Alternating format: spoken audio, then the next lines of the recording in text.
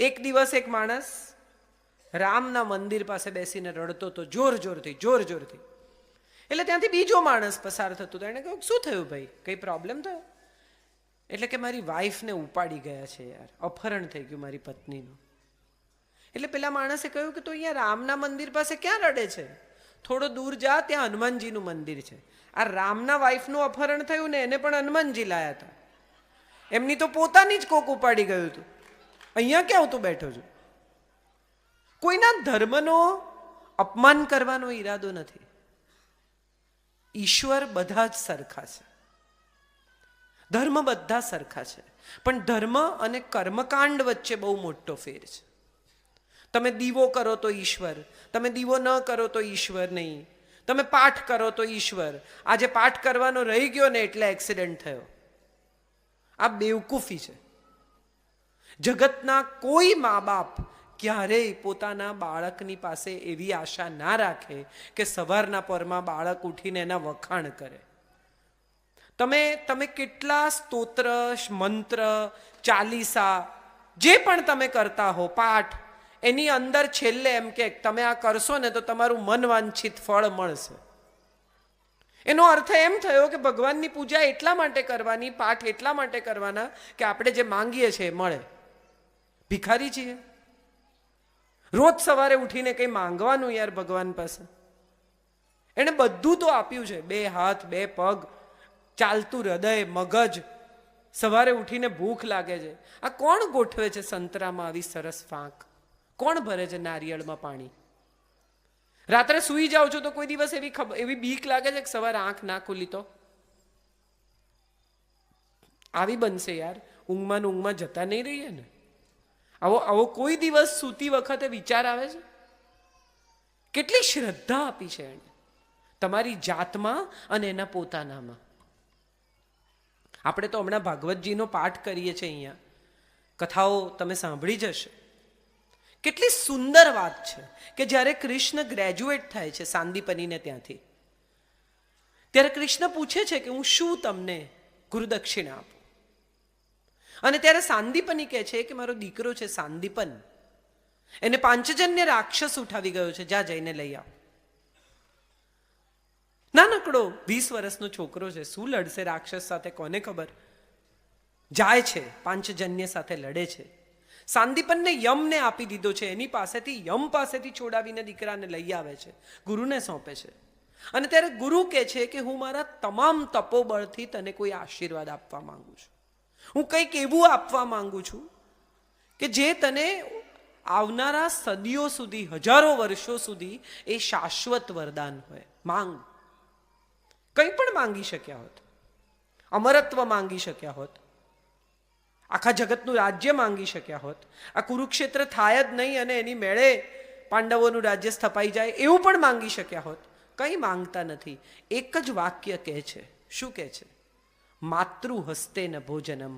મને આખી જિંદગી માના હાથનું ખાવાનું મળે એવા આશીર્વાદ આપો. આ કોણ માં? કૃષ્ણ પ્રવાસ કરે ત્યારે જોડે દેવકીને એની સાથે યશોદા જાય અને ગેસ કુકર લઈને એની ખીચડી મૂકી આપે. એવું ખાવાનું માંગ્યું એણે? એણે એમ કહ્યું કે જે સ્ત્રી રાંધે ને એ માં થઈને રાંધે, જે સ્ત્રી જમાડે એ માં થઈને જમાડે સાહેબ. અને તમે જુઓ આજે 5000 વર્ષ પ્લસ થયા એમ માનવામાં આવે છે કૃષ્ણને. એક જ ઈશ્વર આખા વિશ્વમાં, એક જ ભગવાન એવો છે કે જેનું બાળ સ્વરૂપ પૂજાય છે. તમામ ધર્મો, તમામ જેટલા પ્રકારના ઈશ્વરના સ્વરૂપ છે એમાંથી એક જ ભગવાન છે જેનું બાળ સ્વરૂપ પૂજાય છે. અને લાલો કેવો! તમે સવારે 4 વાગે બહારગામ જવાના હો તો ટીન ટીન કરીને ઉઠાડી દો, બિચારો ઉઠી જાય. તમને કોઈ દિવસ એવું ના કે અત્યારે નહીં ભાઈ સાહેબ, તમે દીવો કરો. તમે કોક દાડો તમારું મગજ ફર્યું એને ગુસ્સામાં હો અને 12 વાગ્યા સુધી એનો થાળ ના કરો તો કઈ વાંધો નહીં, બિચારો બેઠો રહે કે આવશે ત્યારે ખવડાવશે, કાંઈ વાંધો નહીં. આટલો બધો ફ્લેક્સિબલ ઈશ્વર બીજો નથી. કેટલું આપે છે! કેમ સતત કૃષ્ણની પારાયણ થયા કરે છે? તમે જુઓ, દરેક જગ્યાએ ભાગવત કથા થાય, દરેક જગ્યાએ કૃષ્ણની પૂજા થાય. તમામ સ્ત્રીઓ કૃષ્ણને બહુ ચાહે.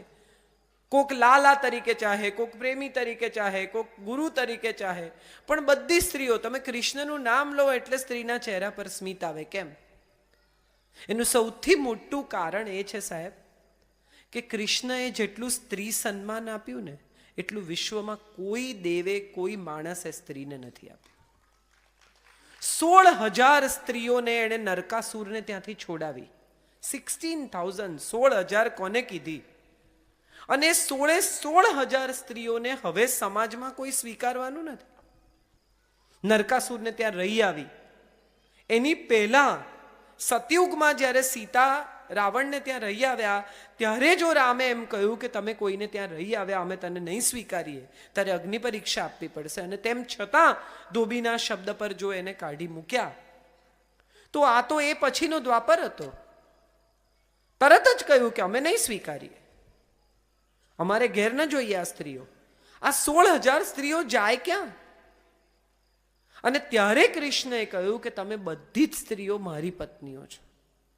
વિશ્વમાં જ્યાં જઈને વસવું હોય ત્યાં વસો, જે કરવું હોય તે કરો. આ તમામ સંતાનો મારા છે, એ બધાની પાછળ કૃષ્ણનું નામ લખાશે અને તમે બધા મારી પત્નીઓ છો. કોણ લે છે આવી જવાબદારી? કોણ આપે છે આવું માન?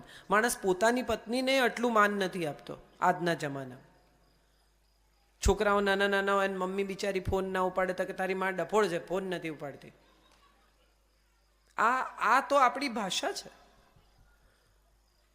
તમે એક ગુજરાતી બાળકને પિકઅપ કરો, ક્યાંયથી પણ લઈ લો, નાનકડું 1.5, 2, 3 મહિનાનું, અને એ બાળકને તમે કોઈ બી તમિલ ઘરમાં, તેલુગુ ઘરમાં, અંગ્રેજી બોલતા ઘરમાં, બંગાળી બોલતા ઘરમાં મોટું કરો, તો એ બાળક કઈ ભાષા બોલે? જ્યાં ઉછર્યું હોય એ ભાષા. કેમ? કારણ કે એણે એ ભાષા સાંભળી. એણે જે સાંભળ્યું તે શીખ્યું. હા કે ના? આપણા છોકરા પણ ખરાબ ભાષા બોલે છે ને, એનું કારણ એ છે કે એ જ ભાષા એ સાંભળે છે. આપણે આપણા સંતાનો સાથે સામાન્યતઃ સારી ભાષા બોલી શકતા નથી. અક્કલ નથી, ગાંડા જેવો છે, બેવકૂફ છે, ડફોળ છે, ભણવા બેસે ત્યારે માં 2 લગાવે, આટલા દાખલા નથી આવડતા, આટલું નથી આવડતું.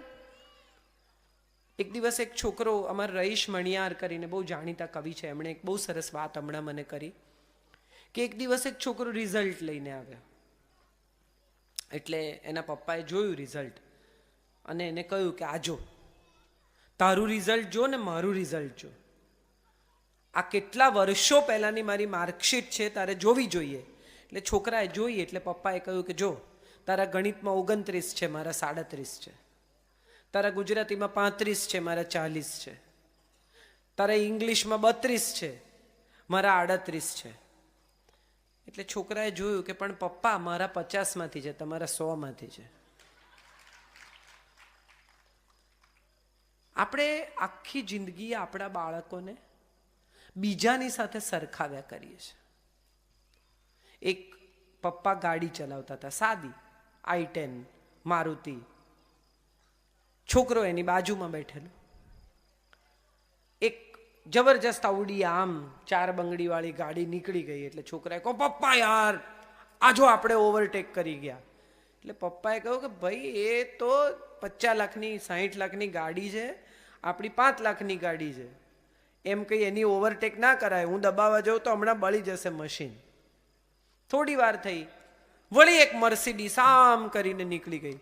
એટલે છોકરાએ કહ્યું પપ્પા યાર બધા આપણને ઓવરટેક કરે છે. અરે કે મર્સિડીઝ છે, 80 લાખની ગાડી છે, આપણે અત્યારે 5 લાખની ગાડીમાં હું આવી રીતે દબાવવા જાઉં તો આપણે તો હેરાન થઈ જાય, પંક્ચર પડી જાય, કંઈ બીજું ત્રીજું થાય, ગરમ થઈ જાય ગાડી. આપણી જેટલી કેપેસિટી હોય ને બેટા એટલું જ દોડાવવાનું. અને ત્યારે છોકરાએ કહ્યું કે તો પછી પપ્પા બીજા લોકોના માર્ક જોડે મારા માર્ક કેમ કમ્પેર કરો છો? હું જેટલું દોડી શકું એટલું દોડું, મને જેટલું આવડે એટલું કરું. જેટલી વાર હું રિઝલ્ટ લઈને આવું એટલી વાર હાથમાં પકડીને તમે મને પૂછો છો હાઈએસ્ટ કોના છે? અરે જે ના હોય એના, મારા નથી. હું પાસ થયો છું એનો આનંદ કરો. આપણા બધાનો પ્રોબ્લેમ એ છે કે આપણને બીજાના સુખની સરખામણીમાં આપણું સુખ ઓછું લાગે છે અને બીજાના દુઃખની સરખામણીમાં આપણું દુઃખ વધારે લાગે છે. તમે સાંભળ્યું હશે, ઘણા લોકો વાત કરે ને, બહુ મજાની વાત હોય છે વેલજીભાઈ, કે કોઈ એમ કહે ને કે ભાઈ અમારે તો મારા કાકાને ઘૂંટણનું ઓપરેશન. અરે એ તો કંઈ નહીં ભાઈ, અમારા કાકાને તો ઘૂંટણનું ઓપરેશન કરાયું ને પછી ફેલ થયું ને પછી ટાંકા પાક્યા. અરે દુઃખની સરખામણી હોય એથી વધારે. અરે ભાઈ એથી વધારે અમારે નથી સાંભળવું. હું તમને મારી વાત કરું છું એ સાંભળો ને. કોક ફોન કરે અને કે અમારે યાર આ બેંકનો લોચો થયો, જો ને 3 દિવસ બેંક બંધ છે ઘરમાં. અરે એ તો કંઈ નહીં, અમારે આવું થયું. અરે ભાઈ કંઈ નહીં, અમે દુઃખી છીએ.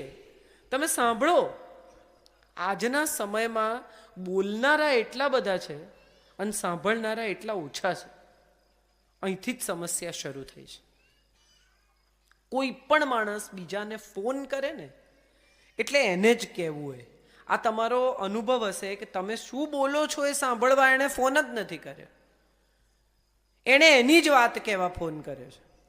અને મોટા ભાગના લોકોનું તો હવે એવું થઈ ગયું છે કે પોતાનું બોલીને મૂકી દે.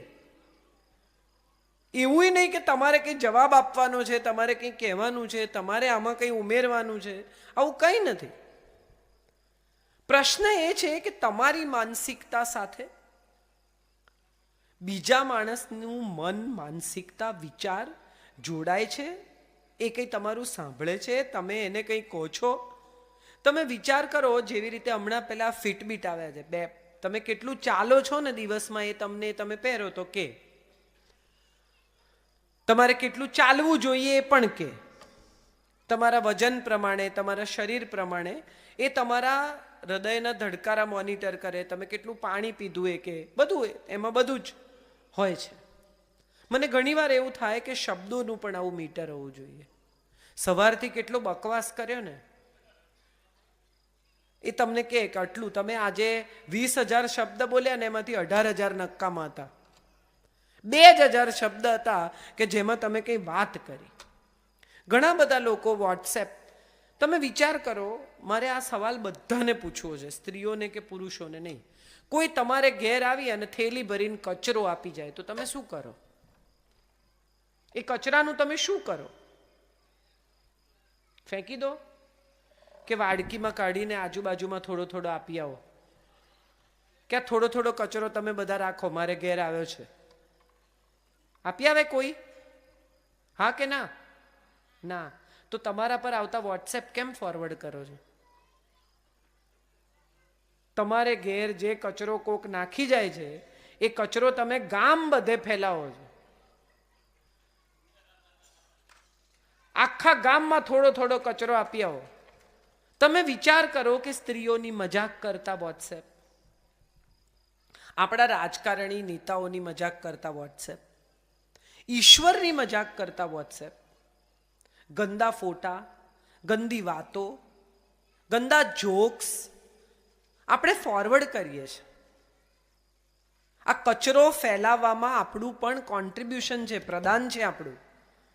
બધા જ ફરિયાદ કરે, બધા વોટ્સએપ પર હોય છે, ફેસબુકમાં આમ થઈ ગયું, સોશિયલ મીડિયામાં આમ થઈ ગયું, બધા આમ કરે છે, ફોનનો બહુ ઉપયોગ વધી ગયો. પણ કોણ કરે છે આ ઉપયોગ? હું ને તમે જ. કોઈ બહારથી નથી આવતું આ ઉપયોગ કરવા.